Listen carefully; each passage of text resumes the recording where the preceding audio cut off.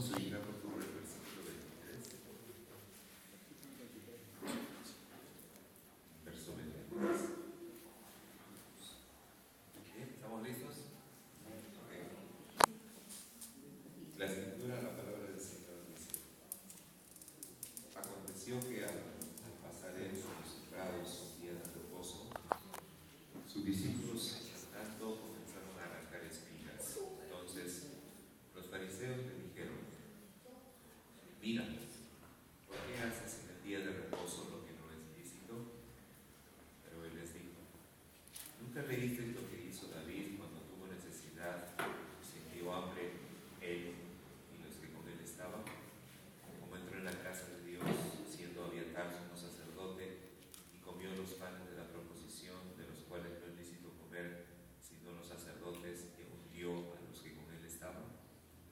También les dijo: el día de reposo fue hecho por causa del hombre, y no el hombre por causa del día de reposo. Por tanto, el Hijo del Hombre es Señor aún del día de reposo. Vamos a orar, por favor. Padre, en el nombre de Jesús, al dar lectura a tu palabra, queremos disponer nuestro corazón con tu ayuda para poder meditar en las Escrituras y pedirte que tú nos, por medio del Espíritu Santo, nos des la capacidad de recibir esta palabra con atención y con disposición, obedecerla, con sabiduría para poder aplicarla a nuestra vida. Queremos también pedirte, Espíritu Santo, que en esta mañana, como lo has hecho en la alabanza, también en el tiempo de la predicación, de la enseñanza, puedas exaltar al Señor Jesucristo, puedas exaltarlo, a fin de que todos pongamos nuestra mirada y quedemos centrados en Él, en su sabiduría, en sus enseñanzas, en la verdad. Guía entonces, Espíritu de Dios, todo este tiempo en que será expuesta la palabra del Señor, y que este lugar sea completamente transformado en un lugar de poder espiritual, sobrenatural, que tu palabra pueda producir esa transformación en nuestra vida, esa edificación personal, pero también como iglesia, a fin de ser edificados como una casa espiritual. Confiamos plenamente que tu palabra viva y eficaz nunca regresa vacía, sino que ella produce los frutos por el cual se envía sobre el pueblo. Queremos darte gracias, Padre, también por estos cielos abiertos sobre tu casa.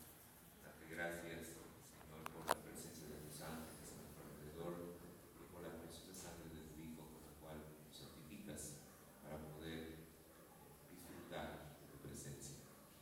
Una vez más, Señor, te pido que tomes mi vida en esa gracia que siempre nos muestras, que la uses para poder compartir tu mensaje al pueblo, que me permitas hacerlo bajo la unción, el poder, la autoridad, la sabiduría y el amor que viene de lo alto. Háblanos, Señor, esta mañana por amor a tu nombre, en Cristo Jesús. Amén. Bueno, la semana pasada estuvimos nosotros sentando las bases para entender uno de los temas controversiales en lo referente al día que debemos de guardar para el Señor. Dijimos que hay ciertos grupos que tienen la convicción de que hay cierto día especial al cual llaman el Shabbat o el sábado, que debe ser el día que el pueblo debe guardar. Sin embargo, la intención de estos dos mensajes es no solamente entender por qué nosotros como cristianos guardamos el día domingo, sino sobre todo entender el significado y el contenido que Dios le ha dado a este día. Entonces, para ello, nosotros la semana pasada, tomando el versículo 27 de Marcos 2, donde el Señor Jesucristo, dentro de su respuesta a la confrontación sobre el día de reposo, el Señor dice que el día de reposo fue hecho por causa del hombre. Así que cuando el Señor da este argumento, el Señor está está trasladándose a la creación de todas las cosas. cuando el Señor habla de la creación, vimos nosotros la semana pasada que Dios fue el que establece un tiempo al cual se llama semana, el cual está compuesto por 7 días. Y de estos 7 días es el último el que el Señor toma para crear lo que conocemos como el día de reposo, en donde el Señor reposa, es decir, cesa su trabajo creativo, cesa y culmina su obra creadora, pero no solamente lo utiliza como día final, como día que es establecido como día de reposo, sino que también el Señor bendice ese día y santifica ese día, lo cual nos habla de poner atención al tratamiento que Dios le ha dado en este día en especial. Lo bendice, lo santifica, previamente Él lo crea. Ahora el Señor en este verso 27 dijo que el Señor hizo lo que hizo, Dios hizo lo que hizo por causa del hombre. Y vimos también el domingo pasado que el Señor, sin tener la necesidad de tomar 7 días para crear todas las cosas, sin embargo Él intencionalmente lo hace en 7 días. Y la razón era porque el Señor quería modelar al hombre que Él también creó, la forma como éste debía administrar su tiempo en una semana en relación al trabajo, ya que el Señor puso a Adán en el huerto para que lo labrara y lo cuidara. Este hombre necesitaba un patrón a seguir y este se lo dio Dios mismo, trabajando él 6 días y descansando el 7. Vimos también nosotros, no solo la creación, sino según el verso 24 de Marcos 2, que los fariseos al discutir al Señor les dicen lo siguiente: ¿por qué hacen en el día de reposo lo que no es lícito? Así que ellos están ahora apelando a un tema legal y tienen razón, porque este cuarto mandamiento, el reposo, es establecido dentro de los 10 mandamientos que se le da a Moisés. Es establecido como el cuarto mandamiento, y estos 10 mandamientos es conocido como la ley moral de Dios y tiene una preeminencia sobre todas las otras leyes dadas por Dios a Israel. Entonces Dios establece este día de reposo creado en Génesis como un mandato, lo legisla como una ley, como una orden para ser cumplida, en este caso principalmente por el pueblo de Israel. Entonces, hasta ahí nosotros vimos la semana pasada, vimos su creación y vimos su legislación. En tercer lugar, vamos a ver ahora en esta mañana acerca de su relación con el nuevo pacto. ¿Qué relación tiene este día de reposo dentro de los 10 mandamientos o la ley moral de Dios? ¿Qué relación guarda esto con el nuevo pacto? Ya que todo lo que hemos visto tiene que ver con el principio establecido desde el origen, tiene que ver con la ley dada a Israel. Sin embargo, existe un nuevo pacto y lo que veremos es cuál es la relación que guarda estos 10 mandamientos con el nuevo pacto. Para ello, leemos nosotros el verso 28 de Marcos 2, donde el Señor Jesucristo finalmente les dice: por tanto, el Hijo del Hombre es Señor aún el día de reposo. Y es interesante que el Señor afirma su autoridad sobre este día, ya que es el mismo Señor Jesucristo quien vino pues a dar a conocer el Evangelio, vino para poder establecer el nuevo pacto. Así que el Señor mencione eso con toda autoridad es muy importante. Pero veamos esta relación más propiamente con el nuevo pacto. Jeremías 31, por favor. Vamos a ir a Jeremías 31 y veamos cuál es esta relación de la ley de Dios con el nuevo pacto, con el Evangelio. Así que en Jeremías 31, versos 31 al 34, leemos lo siguiente. Jeremías 31, versos 31 al 34.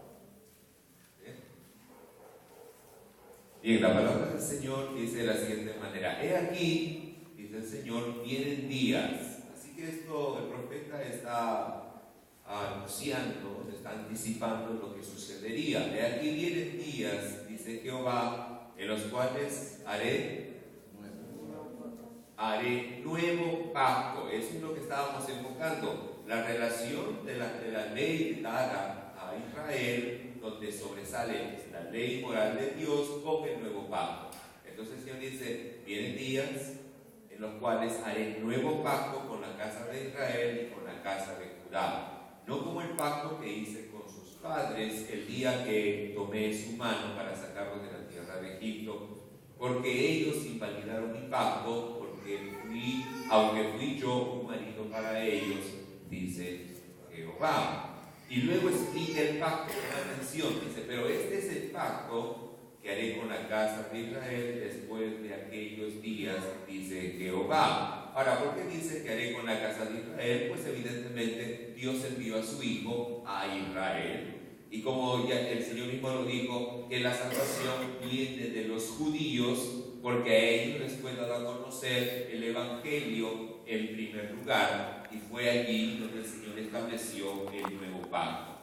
Entonces nuevamente el verso 33 dice, este es el pacto que haré con la casa de Israel después de aquellos días, dice Jehová. Y describe el pacto, dice el Señor, daré mi ley, ¿dónde?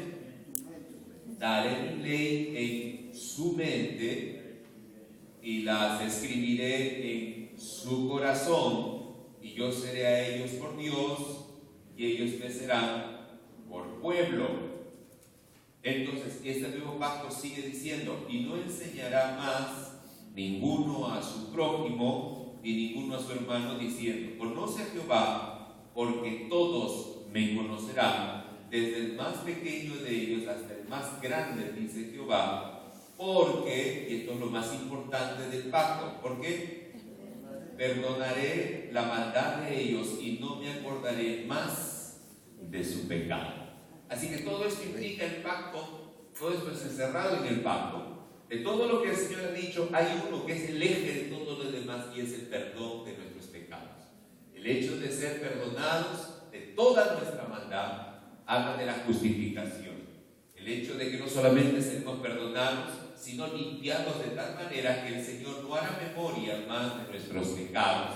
Habla de la obra de Cristo en la cruz, habla de su sacrificio, y la única manera en que el hombre puede ser limpiado completamente de sus pecados es por medio de la sangre de Jesucristo. Amén. Entonces el Señor afirma esto, y el perdón es el eje, pero aquí encontramos tres cosas más, tres promesas más de este nuevo pacto. Número uno, el Señor habla de un cambio de corazón. Él dice, daré mi ley en sus mentes. Él va a hacer una obra interna, y no solamente las dará en la mente, sino que también las escribirá en nuestro corazón. Esto es una obra que no ha sido hecha en el antiguo pacto, sino será hecha en el nuevo pacto. Ahora, no pierda por favor esto, pero vaya un momento a 2 de Corintios 3, y no pierda Jeremías. 2 de Corintios 13, en el verso 3, por favor, quiero que ponga atención a esta porción de la Escritura. 2 de Corintios 3. ¿Ya lo tienen? Bien, dice la Escritura, siendo manifiesto que somos carta de Cristo, expedida por nosotros, escrita no con tinta, sino con el Espíritu de Dios vivo, no en tablas de piedra, como fueron escritas la ley moral de Dios, los 10 mandamientos, sino en tablas de carne del corazón. Así que este texto revela claramente esa obra de Dios, donde ya la ley moral de Dios escrita en las tablas, que vimos la semana pasada, que Dios mismo talla y que su dedo escribe, ahora esa ley ha sido escrita en tablas del corazón, donde ya no es de piedra, sino de que es un corazón de carne, y eso es parte del pacto. Quitaré de vosotros el corazón de piedra y pondré un corazón de carne, y pondré mi espíritu dentro de vosotros. Pablo dice entonces, es el Espíritu Santo quien escribe ahora en sus corazones de carne la ley de Dios. La ley de Dios. Vuelvo a Jeremías. Entonces el Señor está hablando aquí de algo tremendo y maravilloso, porque no solamente habla de lo que hará en nuestras mentes y nuestros corazones con el nuevo pacto, sino también habla de la comunión. ¿Por qué? Porque el pacto en Jeremías dice: yo seré a ellos por Dios y ellos me serán a mí por pueblo. Así que esto habla de una relación muy íntima, muy cercana, una relación de adoración con Dios. Y dice: no habrá quien enseñe al otro, porque todos me conocerán. Y esto habla acerca de un conocimiento de Dios por el nuevo corazón que tenemos y por el Espíritu que Él nos ha dado. Por su palabra escrita en nuestro corazón, eso va a producir un nuevo conocimiento acerca de Dios. ¿Cómo están entendiendo eso? Toda la obra que acabo de describir tiene que ver con nuestro interior, tiene que ver con nuestro corazón. Ahora, ¿por qué hago énfasis en esto? Porque esta es la diferencia con el antiguo pacto. El antiguo pacto hacía que el hombre tuviera que contemplar las leyes fuera de él, los 10 mandamientos fuera de él, dar lectura a los 10 mandamientos y entonces ver la manera como él pueda cumplir esos 10 mandamientos que se encontraban delante de sus ojos. Hoy no, hoy la ley del Señor por el nuevo pacto ha sido escrita en nuestros corazones, está dentro de nosotros, con un nuevo corazón que nos ha sido dado, con un espíritu renacido, con el Espíritu de Dios dentro de nosotros que nos hace templos de Dios. Toda esa obra es interna y es en nuestro corazón. Y ahora sin condenación, porque como está escrito en Romanos 8:1, ninguna condenación hay pues para los que están en Cristo Jesús, ninguna condenación. O como dice Romanos 5:1, habla de la justificación, dice: justificados pues por la fe, tenemos paz para con Dios por medio de nuestro Señor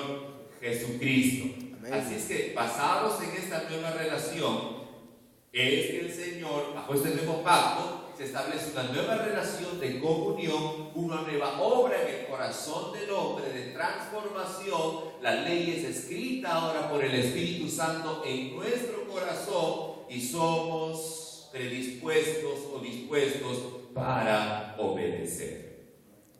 ¿Cuántos han entendido? Ese es el nuevo pacto. Y ahora la ley ya no es algo que nos revela solo el carácter del Señor, pero la ley no nos permite llegar a Dios. ¿Por qué? Porque para el hombre es imposible cumplir toda la ley a la perfección. No se puede. Entonces la ley revela, pero la ley no nos lleva hacia Dios. Sin embargo, el nuevo pacto es distinto, porque el nuevo pacto no nos dice lo que Dios quiere de nosotros, sino nos dice lo que Dios ha hecho por nosotros. Eso es el Evangelio, eso es la obra de Cristo, lo que Él ha hecho por nosotros, y entonces es en Cristo Jesús que somos aceptos en la presencia del Señor. ¿Por qué? Cristo no solamente murió por nosotros, sino que Cristo vivió por nosotros. Él vivió en perfección, cumpliendo toda la ley de Dios. Su justicia nos ha sido imputada, nos ha sido dada por medio de la fe. Juan capítulo 14.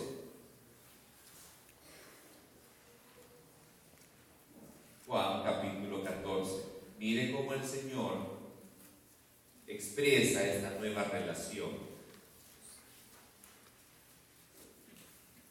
¿Ya lo tiene? Juan 14, verso 21, por favor. Escuchemos al Señor Jesucristo hablando. Y Él dice: el que tiene mis mandamientos y los guarda, ¿qué dice? Ese es el que me ama. Quiero que noten cuántas veces el Señor habla del amor en relación a sus mandamientos. ¿Cómo relaciona el Señor el amor con sus mandamientos o con la obediencia? Dice entonces: el que tiene mis mandamientos y los guarda, ese es el que me ama. Y el que me ama será amado por mi Padre, y yo le amaré y me manifestaré a él. Le dijo Judas, no el Iscariote: Señor, ¿cómo es que te manifestarás a nosotros y no al mundo? Respondió Jesús y le dijo: Otra vez, el que me ama, mi palabra guardará, y mi Padre le amará, y vendremos a él y haremos morada en él. Verso 24.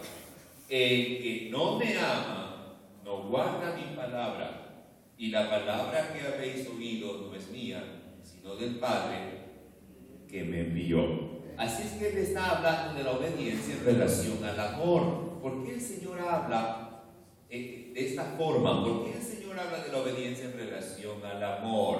¿Por qué? Porque esta es una nueva relación. Este es el testimonio del nuevo pacto. En el antiguo pacto no era así. Era sencillamente obedecer porque la ley ordenaba. Les pongo un ejemplo. Cuando ustedes papás le han dicho a sus hijos: quiero que tiendas tu cama y limpies tu cuarto, y han visto que los hijos lo han hecho, pero a regañadientes. ¿Cuántos saben que eso sucede? ¿Verdad? Ahora, usted dice: bueno, ha hecho su pataleta, se ha molestado, pero lo ha hecho. Ahí está la cama tendida, un poco mal hecho también, pero lo ha hecho. La cama está tendida, el cuarto está limpio, por lo menos lo ha hecho. De alguna manera ya no tiene ustedes que acusarlo porque lo ha hecho. ¿Cuánto me están entendiendo? ¿Verdad? Sin embargo, el deseo de todo papá es que nuestros hijos hagan ese tipo de cosas, ordenen su cuarto y lo tengan limpio y lo disfruten, ¿verdad? Lo que queremos es que realmente ellos lo lleguen a disfrutar y lleguen a entender que eso es importante, necesario, y que cuando lo hagan con agrado. Es más, que lo hagan hasta sin que se los ordenemos todos los días. ¿Cuántos entienden? Cuando ellos llegan a disfrutar, ver su cuarto limpio, ver su cama ordenada, ver su cuarto barrido, es más, no necesitaremos ordenárselo porque ellos les agrada hacerlo.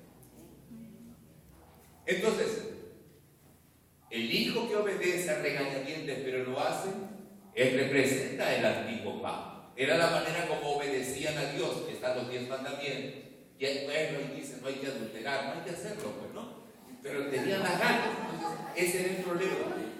Entonces, ¿qué cosa hace el nuevo pacto? El nuevo pacto, Dios hace una obra transformadora adentro, de tal manera que esos mandamientos ahora es como el hijo que le ha encontrado un disfrute a ver su cuarto limpio, su cama arreglada, barrida, que no necesita que el Señor nos diga cada rato: cuidado no adulteres, cuidado no mientas. ¿Por qué? Porque ya eso está metido en nuestro corazón.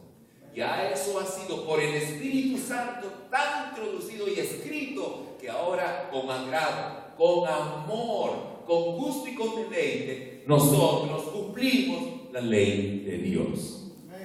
Esa es la diferencia y a la vez la relación que guarda los 10 mandamientos con el nuevo pacto. Eso enseña lo siguiente: que Dios no se conforma solo con cambiar nuestra conducta, lo que le interesa es cambiar nuestro corazón. Dios no es impresionado solo por una obediencia externa, sino que Dios es impresionado por una obediencia que empieza en el corazón. Esto es lo que produce el nuevo pacto. El nuevo pacto, no el antiguo. Por eso el Señor, aquí en Juan 14, Él relaciona: el que me ama, ese es el que guardará mi palabra. El que no me ama, no guardará mi palabra.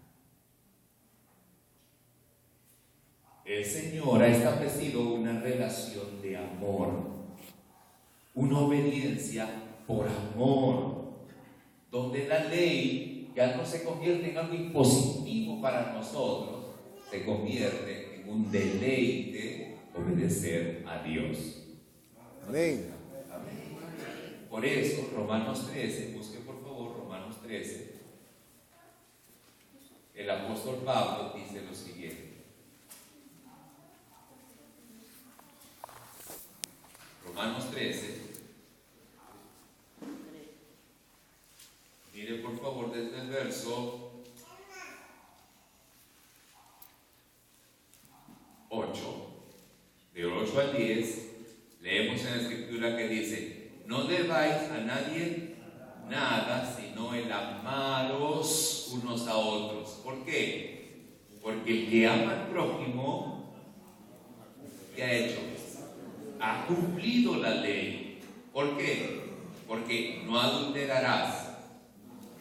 Escuche parte de los 10 mandamientos. No adulterarás, no matarás, no hurtarás, no darás falso testimonio, no codiciarás. Y cualquier otro mandamiento en esta sentencia se resume: amarás a tu prójimo como a ti mismo. El amor no hace mal al prójimo, así que el cumplimiento de la ley es el amor.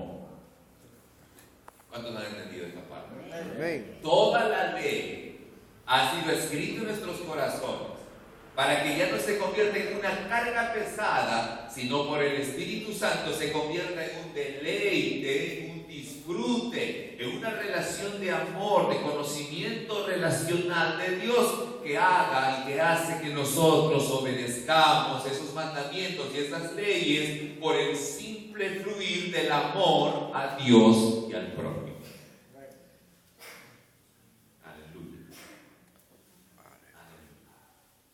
Bien, hemos visto su creación, en segundo lugar su legislación, en tercer lugar su relación con el nuevo pacto, en cuarto lugar su evolución. Volvamos a Marcos 2, por favor.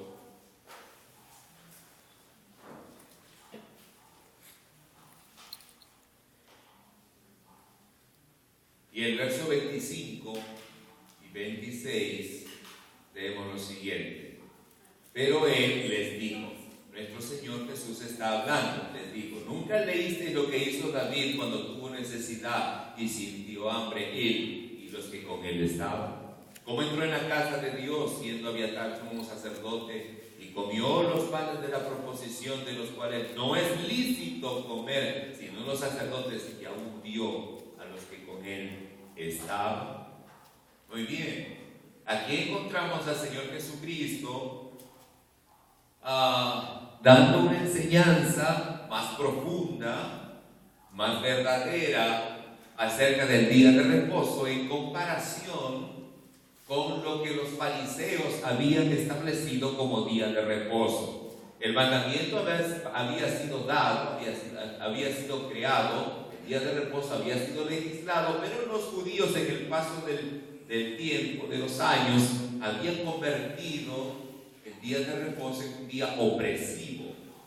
Así que el Señor comienza a mostrarles el verdadero entendimiento y comprensión de este día, lo cual señala que el Señor, como bien dijo, el Hijo del Hombre es Señor del día de reposo, indica que Él está generando un verdadero entendimiento de lo que significa este día.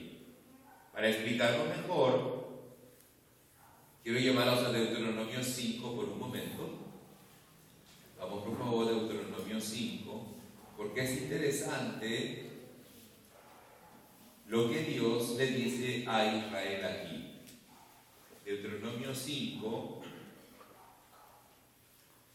¿cuánto lo tienen? Verso 15. Deuteronomio 5, 15. El Señor le dice a Israel: acuérdate que fuiste siervo en tierra de Egipto. ¿Cuántos de aquí se acuerdan que fueron siervos en tierra de Egipto? Amén. ¿Sí? ¿Cuántos saben que fueron esclavos en tierra de Egipto? Amén. Todos. Entonces, acuérdate que fuiste siervo en tierra de Egipto y que Jehová tu Dios te sacó de allí con mano fuerte. ¿Cuántos dicen amén? Amén. Mano fuerte y brazo extendido, por lo cual Jehová tu Dios te ha mandado que guardes el día de reposo. Quiero que noten lo siguiente. Miren, bien, presta atención. En la creación, el Señor lo hizo por causa del hombre, lo bendijo y lo santificó por causa del hombre. A Israel se lo dio como mandamiento en su ley, Pero ahora el Señor añade un nuevo significado a ese día. ¿Cuál es el nuevo significado? Ya no solamente 6 días trabajarás y el séptimo será de reposo, no harás ningún trabajo en ese día, sino que ahora el Señor amplía el significado del día de reposo dándole una conexión con la redención. ¿Cuántos están entendiendo esto? La redención. ¿Por qué redención? Porque el Señor ahora está vinculando el día de reposo con el hecho que el Señor liberó a Israel de Egipto. Y le está diciendo: guarda mi día de reposo, porque yo te saqué de esclavitud de la tierra de Egipto con mano fuerte, con mano poderosa y brazo fuerte. El Señor está ahora relacionando, conectando el día de reposo con la redención. ¿Cuántos están entendiendo? Ambas cosas están siendo ahora conectadas por el Señor. ¿Por qué menciono esto? Porque el Señor le da un nuevo significado o amplía el significado de lo que es el día de reposo. Por lo siguiente, Mateo 28.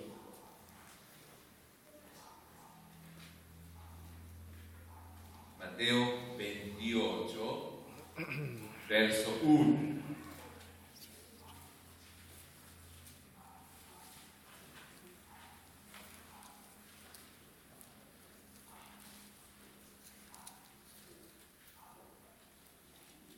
Dice el verso 1: pasado el día de reposo, al amanecer ¿de qué día? ¿Y qué día será ese? ¿Qué día habrá sido? Pasado el día de reposo. ¿Qué día era el día de reposo? Sábado. ¿Qué día era? Sábado, Shabbat. Pasado el día de reposo, que era Shabbat desde el Génesis. Y luego dice: el primer día de la semana. ¿Cuál será ese día? Domingo. Los judíos contaban primer día, segundo día, tercer día, teniendo como punto de partida el sábado. Después del sábado se le llamaba primer día, sería domingo. Segundo día, era el lunes. Tercer día, era el martes. Y así sucesivamente hasta llegar al séptimo día, que volvía a caer domingo. Entonces, cuando aquí dice que pasado el día de reposo, al amanecer del primer día de la semana, ¿qué día es? Domingo. Domingo. ¿Qué pasó allí? Dice el texto: vinieron María Magdalena y la otra María a ver el sepulcro. Y hubo un gran terremoto, porque un ángel del Señor, descendiendo del cielo y llegando, removió la piedra y se sentó sobre ella. ¿Sobre qué estamos leyendo aquí? No entiendo, pastor, siga leyendo. Verso 3 dice: su aspecto era como un relámpago y su vestido blanco como la nieve, y de miedo de él los guardas temblaron y se quedaron como muertos. Mas el ángel respondiendo dijo a las mujeres: no temáis vosotras, porque yo sé que buscáis a Jesús, el que fue crucificado. No está aquí, pues ha resucitado como dijo. Venid, ved el lugar donde fue puesto el Señor. Amén. Pregunto: ¿qué día resucitó nuestro Señor Jesucristo? Domingo, el primer día de la semana. Gloria a Dios que no dice pasado el día de reposo y lo dejó allí, porque podría haber sido cualquier otro día. El autor, Mateo, trata de ser lo más preciso posible para designar este primer día. Por eso en el verso 1 él dice: pasado el día de reposo, al amanecer del primer día de la semana. Vinieron las mujeres y se dieron cuenta que la tumba estaba vacía. Nuestro Señor había resucitado. Amén. Aleluya. Ahora, si nosotros leemos todos los pasajes que hablan de eso, los 4 evangelios mencionan el primer día de la semana. El énfasis es muy importante en relación a la resurrección del Señor. ¿Por qué?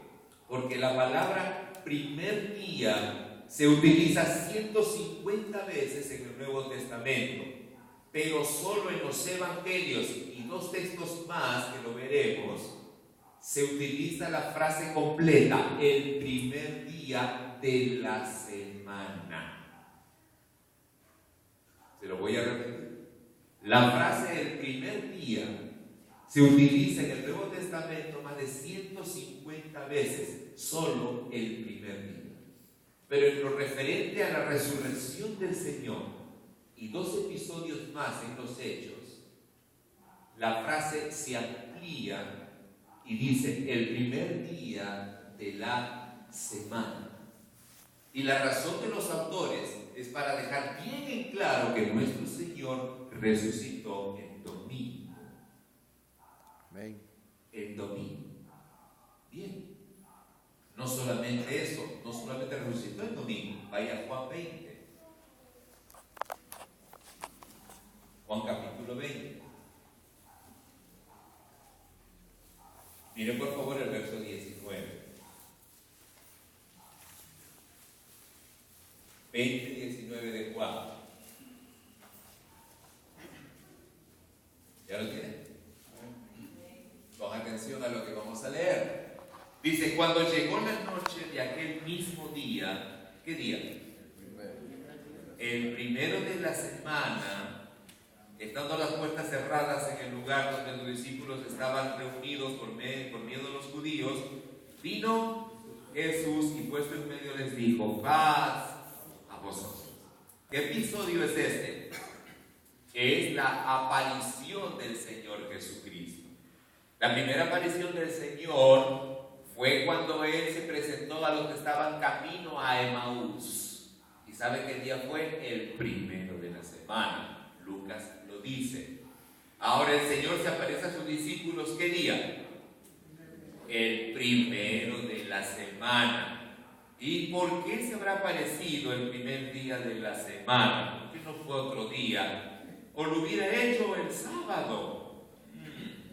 Hubiese sido más interesante que se presente el sábado. Pero el Señor escogió aparecer un domingo delante de sus discípulos. Y no solamente se les apareció después del resultado, sino que se les reaparece nuevamente. En el verso 26, en esta aparición no estuvo Tomás. Así que dice, 8 días después, 8 días después, ¿qué día será este? Primer día. Domingo. Amén. ¿Por qué? Porque el primer día, ¿cuál es? Domingo. Lunes, martes, miércoles, jueves, viernes, sábado, domingo. Los 8 días se cuentan a partir del primer día que el Señor apareció. Así es que nuevamente el domingo el Señor se reaparece y esta vez para poner en su sitio a Tomás. Porque él era el que había dicho, si yo no veo, no creo. Así que el Señor se le reaparece el domingo. Otro episodio muy importante, además de la resurrección del Señor y de las continuas apariciones el domingo, es la venida del Espíritu Santo. Esta venida, que lo narra Hechos 2, ocurrió, o esa fiesta ocurrió en Pentecostés, y esta fiesta era celebrada 7 semanas, 7 sábados más un día. Si cada semana tiene 7 días y hay 7 semanas, ¿cuántos días son? 7 por 7, 49. Así es que el día 50 era el día en que se celebraba la fiesta de Pentecostés. Siempre caía el primer día de la semana, porque era después de 7 sábados. El día siguiente, después de 7 sábados. 50 días Por eso que en griego se llama Pentecostés, por el espacio de 50 días.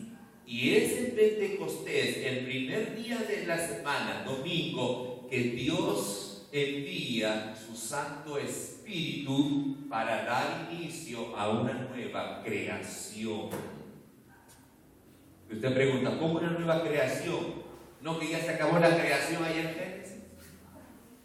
Es cierto, ahí se acabó la creación, pero con la venida del Espíritu Santo, bautizando y llenando con su Espíritu a todos los reunidos y estableciendo la iglesia, Dios hace una nueva creación. Y usted dice, ¿cómo creación? Porque la Biblia dice, de modo que si alguno está en Cristo, ¿nueva qué? Criatura o criatura, nueva creación es. Amén. El que está en Cristo es una nueva creación. Las cosas viejas pasaron y aquí todas son hechas nuevas. Así que el Señor envía su Santo Espíritu para dar testimonio de una nueva creación que Dios había producido.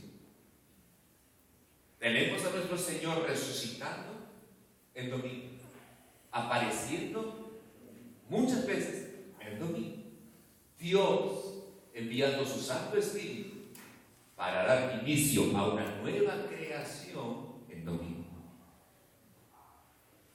La iglesia del primer siglo dijo, hey, esto no es casualidad. ¿No están entendiendo? Esto no es casualidad que el Señor está los domingos haciendo, además el Señor ha resucitado el domingo y ha dado un nuevo nacer, una nueva creación con el Espíritu Santo en Pentecostés el domingo. Esto hay que celebrarlo. ¿No están entendiendo? Esto hay que celebrarlo. Hechos 27.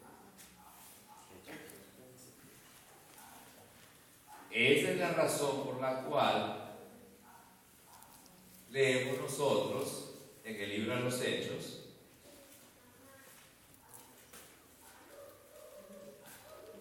¿ya lo tienen? Hechos 27. Dice la Escritura. ¿Qué dice? El primer, ¿qué día es? Viernes. ¿Qué? El primer día de la semana, domingo, reunidos los discípulos para partir el pan, Pablo les enseñaba viendo de salir al día siguiente y alargó el discurso hasta la medianoche.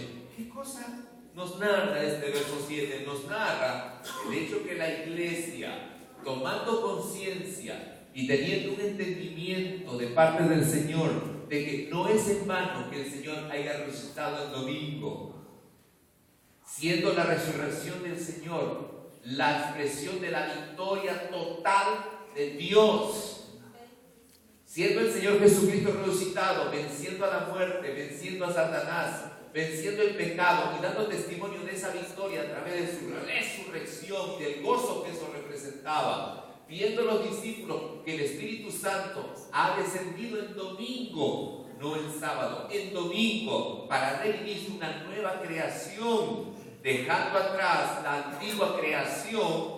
Es que los discípulos, los apóstoles y la iglesia entienden que hay un día especial que la iglesia debe empezar a celebrar. Hay un día nuevo, un día distinto al sábado. ¿Por qué? Porque el sábado fue relacionado con la redención de Israel sacándolos de Egipto. El domingo está vinculado con la redención de aquellos que hemos sido sacados de las tinieblas a su luz. Hemos sido pasados de muerte a vida y ahora estamos en Cristo, y un nuevo día es motivo de celebración. Es un nuevo día para guardar, es un nuevo día para adorar, es un nuevo día creado por Dios. Domingo. Domingo, día de adoración, día de celebración por la resurrección y la victoria de nuestro Señor Jesucristo.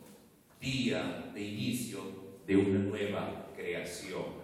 Por eso que el apóstol Juan, estando allá en Apocalipsis, Patmos, él menciona en Apocalipsis 1:10, estaba yo en el día del Señor. No había otro día especial. Y en ese día, Juan, el apóstol, contempla a nuestro Señor Jesucristo glorificado. Es ahí donde Juan declara el día del Señor.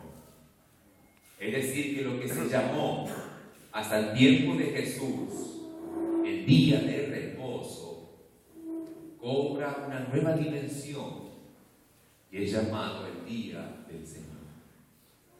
El día del Señor. Bien, hemos hablado de su creación, hemos hablado de su legislación, hemos hablado de su relación con el nuevo pacto y hemos hablado de su evolución. Permítame terminar hablando de su observancia.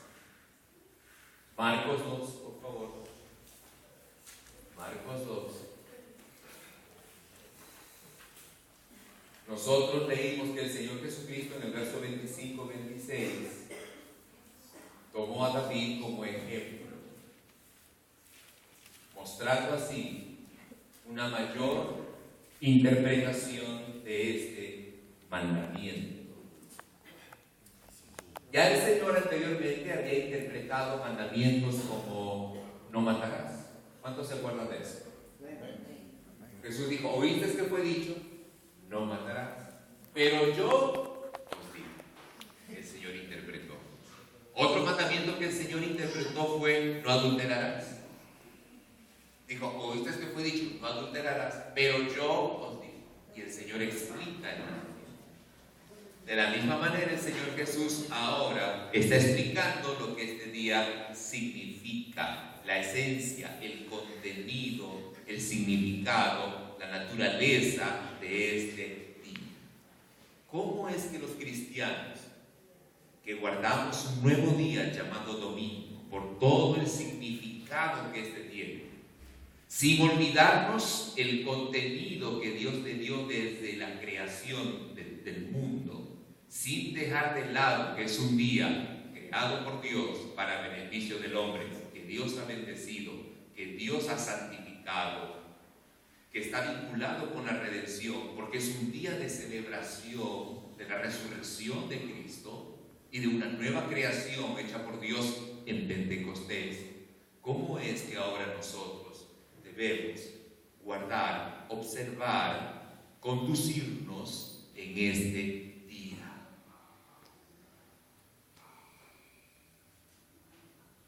Lo primero es que debemos recordar lo que el Señor le dijo allá en el cuarto mandamiento a Israel. Acuérdate. Dile a alguien que está al lado, acuérdate del día del Señor. Acuérdate. Es decir, que nosotros no podemos tomar este día como un día más, como un día común. No podemos pasar de largo este día como si fuera cualquier día de la semana. Si queremos nosotros observar este día de la forma como Dios desea que lo hagamos, porque no es el asunto que se llame sábado, no es el nombre, es el contenido de ese día, es el significado de ese día lo que importa, es la esencia de ese día, que inició de una manera y que fue evolucionando hasta adquirir una nueva dimensión del significado de ese día. Entonces debemos empezar por lo básico. Acuérdate, le dijo el Señor, no te olvides de ese día, considéralo seriamente cuando planifiques tu semana. Ahí, separa ese día, señala ese día, aparta ese día, santifícalo tú o yo te lo santifico por ti. ¿Recuerda de eso? Acuérdate de ese día, no lo pases de largo, que cuando te encuentres con un amigo, oye, después de años, ¿qué te parece si el domingo no vamos a comer? Ya, pues domingo. No ser tan ligero de tomar ese día para hacer lo que uno quiere. Espérate, el domingo no me va a ser posible, yo tengo un día separado con el Señor, así es que tal vez podría ser un poco más tarde, casi al final, 11:30 de la noche por ahí, porque Este día, no puedo en ese horario porque es el día que yo voy a estar con mi Señor. ¿Cuándo están entendiendo? Acuérdate. No te olvides que debe estar separado. No te olvides que es un día bendecido por Dios. Es un día santificado por Dios para estar contigo y porque quiere que nosotros estemos con Él, porque el amor requiere tiempo. Es un día para tu descanso para Dios. Es un día de adoración, es un día de comunión con Dios. Entonces, acuérdate lo que esto significa, lo que este día significa. Pero en segundo lugar, volvamos a Isaías 58. Porque esto es maravilloso. Isaías 58.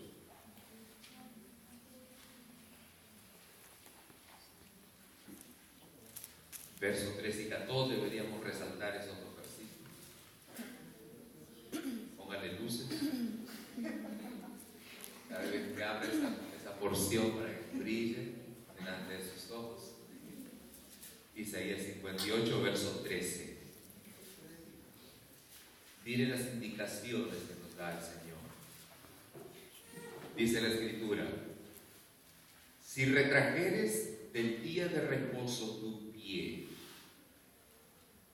Muchos tienen que controlar su piecito, camina mucho. Retrajeres del día de reposo tu pie, de hacer tu voluntad en mi día. Otras veces, la Biblia de Jerusalén dice de hacer tus negocios en mi día. Otra versión dice de lo que te da la gana en mi día. Ajá. Entonces dice, detén tu pie, porque tu pie quiere ir. Detén tu pie de hacer tus negocios, de hacer lo que te da la gana en mi día. Dice, en mi día santo. Y lo llamares. ¿Cómo deberíamos llamar a ese día del Señor, el domingo? Delicia. Santo, glorioso de Jehová, y lo venerares. O sea que un día como hoy es que delicia. ¿Cuánto disfrutan de estar aquí hoy? Amén. Amén. Nadie se ha levantado diciendo, otra vez al burro. Nadie, ¿verdad? Domingo es para descansar, ir no para estar yendo. No, sí es para descansar, pero es un descanso para el Señor. Amén. Es que estoy cansado. Que la Biblia dice, el Señor dice, venid a mí, los que estáis cansados y trabajados, y yo, dice el Señor, os haré descansar. Hey.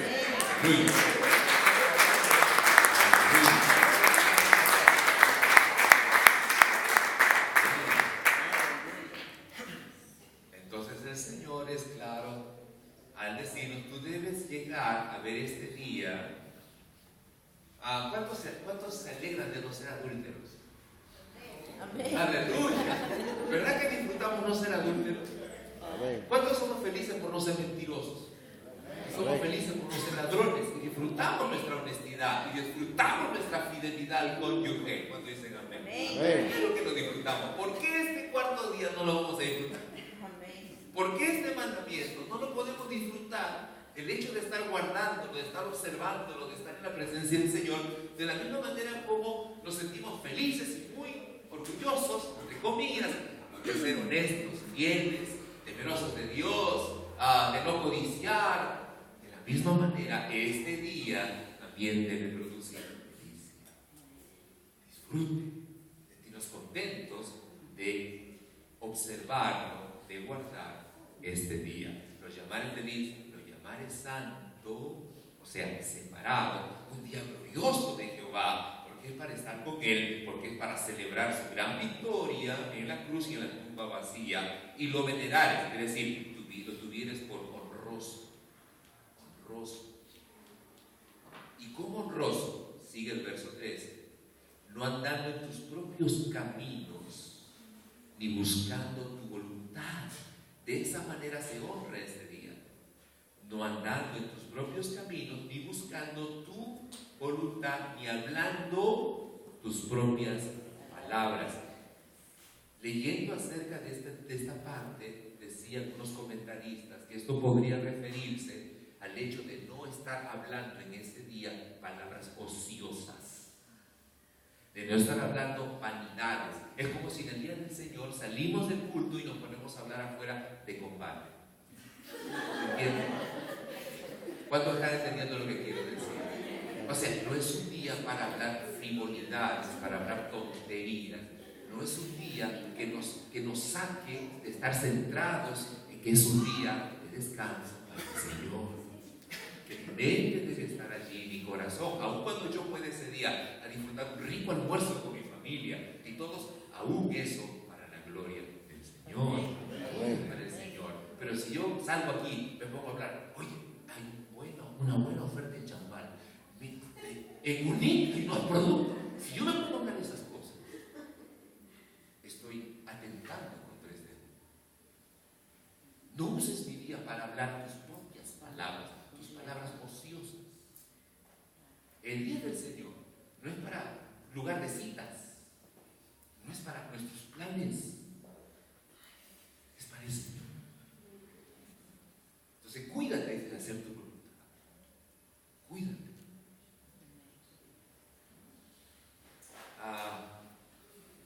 Entonces el verso 14 dice, cuando tú hagas esto, lo honres, lo disfrutes, lo santifiques, entonces viene la recompensa. Entonces te deleitarás en Jehová. ¿Por qué? ¿Por qué te deleitarás? Porque el Señor se manifestará en tu vida. Amén. Una de las cosas que nos deleitan más es cuando vemos al Señor actuar. ¡Wow! ¡Qué tremendo! El Señor hizo esto, el Señor hizo aquello. Bien, el Señor se manifestará y tú te deleitarás. Y dice el Señor, yo te haré subir sobre las alturas de la tierra. Victoria, vida sobrenatural. Y te daré a comer la herencia de Jacob, tu padre, porque la boca de Jehová habla. Amén. Te alimentaré. Cosecharás, no te preocupes. Así como el maná. El viernes recoge, vas a recoger para 2 días. No, el sábado no. Pero Señor, no recojas tú el día, hasta el viernes suficiente. Yo me encargo que te dure sábado hasta el primer viernes. Dice, yo te alimentaré. Eso es para que nadie, por asuntos de negocios, deje de venir al culto. Para que nadie deje de venir al culto por el hecho de que llegó la familia de Francia justo en el horario de culto. Llegó el tío que hace 45 años no lo vemos. Y entonces, Señor, lo cielo. Llegaron los primos a hacer una pachamanca a la piedra. Entonces, tenían que estar con la familia, por eso no podían venir. No, así no. Así. La familia puede esperar. Espérenme. Yo voy a mi servicio, voy a mi culto y yo regreso para compartir con ustedes. Regreso. Aunque hay una mejor opción. ¿Qué les parece? Si todos los 50 sobrinos que han venido a visitarme el día, nos vamos a culto. Vámonos. No, ¿cómo vas a hacer? Bueno, entonces espérenme, ya regreso. Me vengo a adorar a mi Señor. Me vengo, regreso y bueno, ya compartiré lo que ellos han traído. La iguana que han traído.